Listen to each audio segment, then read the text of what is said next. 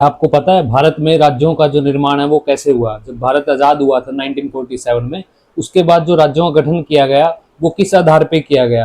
क्या लैंग्वेज को, भाषा को, धर्म को, क्या क्षेत्र को, या फिर किसी और चीज को, एथनिसिटी को, आइडेंटिटी को, किस चीज को भारत में राज्यों के निर्माण का आधार माना गया? ठीक है, तो आज हम इसी के बारे में डिस्कस करेंगे कि भारत में राज्यों का निर्माण किस तरह हुआ। तो हमारी हेडिंग है राज्यों का पुनर्गठन।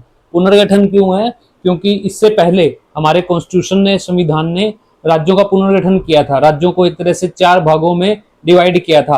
राज्यों को ए, बी, सी, डी 4 ऐसे भाग दिए थे। कोई था कि जो डायरेक्टली प्रिंसली, कोई प्रिंसली स्टेट था तो उसको एक कैटेगरी बना दी।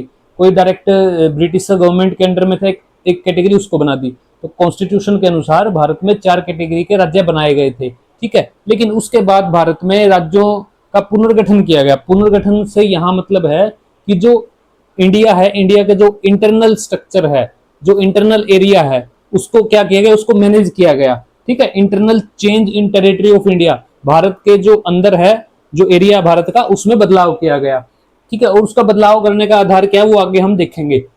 तो जो इंटरनल चेंज किया गया उसमें जो भारत के स्ट्रक्चर में, वो डायरेक्टली रिलेटेड है फेडरलिज्म से, संघवाद से। तो फेडरलिज्म क्या होता है? फेडरलिज्म जैसे ये माना जाता है कि जो सेंटर है, एक पावर वहां होगी, ठीक है, और दूसरी पावर स्टेट्स के पास होगी। तो ये क्या है, और स्टेट्स को भी पावर इक्वल मानी जाएगी। जैसे हमारे कॉन्स्टिट्यूशन में जो शेड्यूल 7 है, जो शेड्यूल 7 है, अनुसूची 7 है, वो बात करती है कि राज्यों को भी शक्तियां है, मतलब वो राज्यों को भी शक्तियां देती है और सेंटर को भी, यूनियन गवर्नमेंट को भी शक्ति देती है। तो जो ये डिवीजन है पावर का सेंटर लेवल पे और स्टेट लेवल पे, इसको ही हम फेडरलिज्म बोलते हैं। ठीक है, तो जब स्टेट का निर्माण होगा, स्टेटों का निर्माण होगा, राज्य बनेंगे, तो ये फेडरलिज्म से कैसे रिलेटेड है कि जब राज्य बनेंगे, निर्माण होगा, तो उनको शक्तियां भी दी जाएगी, पावर भी दी जाएगी। और अगर उनको पावर दी जाएगी तो ये डायरेक्टली फेडरलिज्म से, संघवाद से रिलेटेड है। ठीक है, इसके बाद हम देखते हैं कि भारत में जो गवर्नमेंट का जो स्टैंड था, जैसे ही हम आजाद हुए, उसके बाद जो कांग्रेस गवर्नमेंट, जो सरकार शासन में आई, उन्होंने अपने जो अधिवेशन होते थे कांग्रेस के आजादी से पहले, उसमें मानना था कि हम जब सरकार आएगी, जब भारत आजाद होगा, तो हम राज्यों का निर्माण करेंगे और भाषा के आधार पर निर्माण करेंगे। लेकिन जब भारत सरकार बनती है, भारत आजाद होता है, उसके बाद कांग्रेस को और कॉन्स्टिट्यूशनल मेकर को ये लगता है कि अगर भाषा के आधार पे हम राज्यों का निर्माण करेंगे तो राज्य जो है वो भारत से अलग हो सकते हैं। ठीक है, वो एक रीजनल एस्पिरेशन बन सकती है और आगे फिर और डिमांड की जाएगी कि हमें और अलग किया जाए। ठीक है, इस चीज को देखते हुए हमारे कॉन्स्टिट्यूशनल मेकर जो थे वो इस पक्ष में नहीं थे कि भारत में जो है लैंग्वेज के आधार पे या भाषा के आधार पे राज्यों का निर्माण हो। इसलिए भारत में गवर्नमेंट ने अलग अलग कमीशन और कमेटी बनाई, जिनका ये काम था कि भारत में देखा जाए कि आधार क्या होना चाहिए। तो सबसे पहले जो हमारी कमेटी थी, कमीशन था, वो धर कमीशन था। धर कमीशन ये बनाया गया था 1948 में। इस कमीशन का ये काम था कि आप ये देखो कि आप रिकमेंड करो, आप सजेस्ट करो कि हम क्या जो राज्य, राज्यों का निर्माण भाषा के आधार पर कर दे। तो जो इसकी रिपोर्ट थी धर कमीशन की, वो ये कहता है कि हमें भाषा को बिल्कुल भी, भाषा के आधार पर राज्यों का निर्माण नहीं करना चाहिए। और हमें निर्माण करने का जो हमारे आधार होना चाहिए, क्राइटेरिया होना चाहिए, वो हमारा होना चाहिए एडमिनिस्ट्रेटिव, प्रशासन, वो हमारा होना चाहिए स्टेट की फाइनेंस कंडीशन। ये सब चीजें हमारी जो क्या निर्माण की होनी चाहिए। ठीक है, ये धर कमीशन ने कहा। इसके बाद जो धर जो है, ये एस के धर इसके चेयरमैन थे, इसलिए इसको हम धर कमीशन के नाम से जानते हैं। उसके बाद बनाई जाती है जेवीपी कमेटी, जिसमें जवाहरलाल नेहरू, सरदार वल्लभ भाई पटेल और पट्टाभी सीतारमैया जो 3 मेंबर इस कमेटी के थे।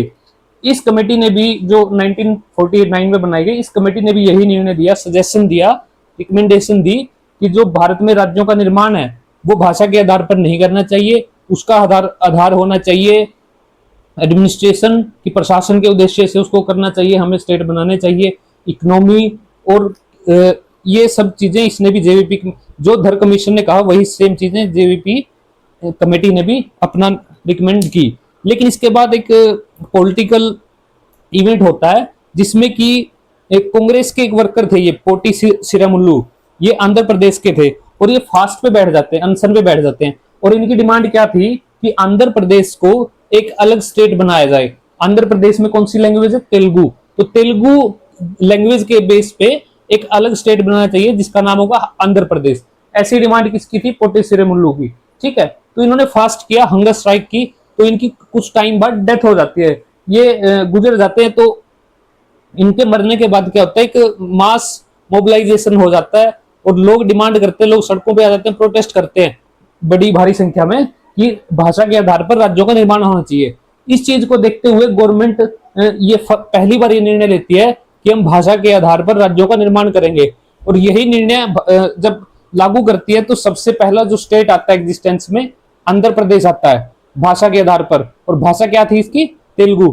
तो अगर कोई पूछे एग्जाम में क्वेश्चन आई है कि भाषा के आधार पर भारत में कौन सा राज्य बना पहला, तो वो आंध्र प्रदेश है, ठीक है। तेलुगु भाषा थी और इसका कारण क्या था बनाने का सरकार का, कि पोटी श्रीमुल्लू जो थे कांग्रेस के वर्कर थे, लेकिन उन्होंने फास्ट किया, फास्ट एंड टू डेथ, और इनकी डेथ हो जाती है। उसके बाद फिर सरकार ये निर्णय लेती है, ठीक है। सरकार के ऊपर पॉलिटिकल प्रेशर था, मास मोबिलाइजेशन का प्रेशर था, इस कारण को सरकार को पहला जो स्टेट है इंडिया में भाषा के आधार पर, तेलुगु भाषा के आधार पर आंध्र प्रदेश को बनाना पड़ा, ठीक है।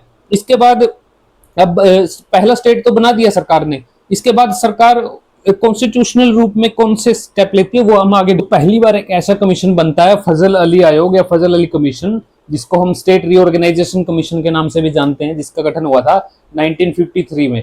इस पहले ऐसा कमीशन है जिसने रिकमेंड किया, जिसने सजेशन दिया अपनी रिपोर्ट में कि जो राज्यों का निर्माण है, जो स्टेट फॉर्मेशन है, वो हमें लैंग्वेज और कल्चर के बेस पे करनी चाहिए।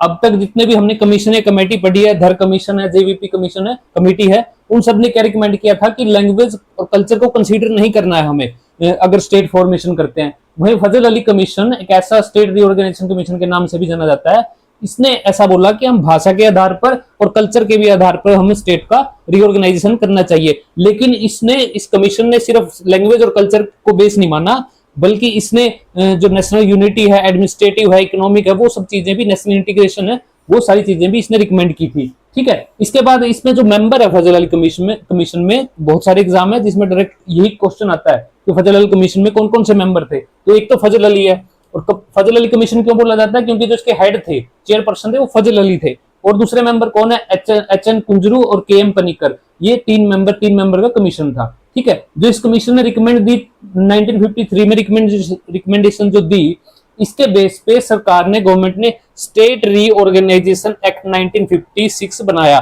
जो कि एक अमेंडमेंट है, या एक तरह से सरकार ने पार्लियामेंट के थ्रू एक ये एक्ट का निर्माण किया, ठीक है। और इसी के साथ गवर्नमेंट ने 7th कॉन्स्टिट्यूशनल अमेंडमेंट एक्ट बनाया, जिसमें कि जैसे हमने पहले पढ़ा था कि जो हमारे कॉन्स्टिट्यूशनल मेकर थे, उन्होंने भारत को चार उसमें टाइप में विभाजित किया था, जैसे group A, group B, group C, group D, ठीक है। उस चीज को खत्म करने के लिए 7th कॉन्स्टिट्यूशनल अमेंडमेंट एक्ट आया, ठीक है। इसके बाद क्या होता है कि राज्यों का निर्माण जो है वो लैंग्वेज के आधार पर सरकार ने करना स्टार्ट कर दिया, ठीक है। और इस प्रोसेस में, और जो कि आज तक भी चल रहा है, आज हो सकता है कि लैंग्वेज आधार नहीं है, एडमिनिस्ट्रेशन है, कहीं एथनिक है, एथनिसिटी है, कहीं आइडेंटिटी है, कहीं डेवलपमेंट है, और कहीं पे जो हमारा सोवरेनिटी है या सिक्योरिटी का मैटर है, उसको देखते हुए हमने जो राज्यों का निर्माण शुरू किया था 1953 में, और वो आज तक चला हुआ है। जैसे लेटेस्ट है, जम्मू और कश्मीर और लद्दाख को अलग अलग कर दिया, जम्मू कश्मीर को वो यूटी बना दिया, दोनों को, जम्मू कश्मीर और लद्दाख को, ठीक है। कहीं ना कहीं यहाँ सिक्योरिटी का जो पर्पज था, सिक्योरिटी के पर्पज से इनको बेस बना के इनको अलग किया गया, ठीक है।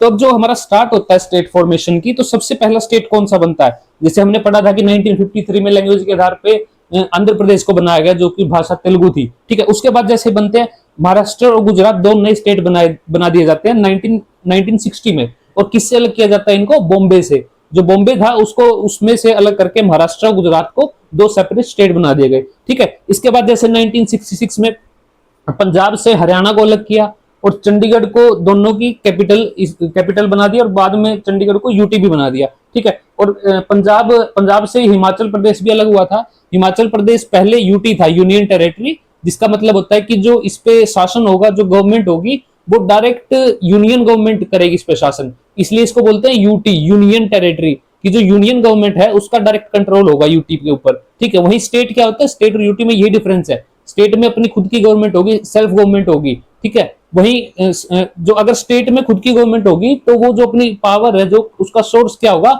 शेड्यूल 7 अनुसूची 7 में उसकी पावर लिखी हुई है। लेकिन यूटी के बारे में ऐसा कुछ नहीं है, यूटी की जो पावर है वो सारी की सारी एक तरह से जो यूटी के ऊपर जो शासन है वो किसका, यूनियन का है, ठीक है। तो यूनियन अपने हिसाब से उसको देखती है। अब पंजाब, हरियाणा, चंडीगढ़ ये बन गए 1966 में। इसके बाद हिमाचल प्रदेश 1971 में इसको स्टेटहुड मिल गया था, ठीक है, ये पूर्ण राज्य हो गया था। इसके बाद जैसे नॉर्थ ईस्ट स्टेट है हमारे, अब नॉर्थ ईस्ट स्टेटों का स्टेट को फॉर्मेशन करने का अलग क्राइटेरिया है। क्यों? क्योंकि उनकी जो एथनिसिटी है वो अलग है, उनकी ज्योग्राफी अलग है, भूगोल उनका अलग है, उनकी जो आइडेंटिटी है वो अलग है, उनकी कल्चर जो है उनका वो डिफरेंट है। इसलिए जो नॉर्थ ईस्ट स्टेट है उनका जो फॉर्मेशन किया गया उसका बेसिस अलग है।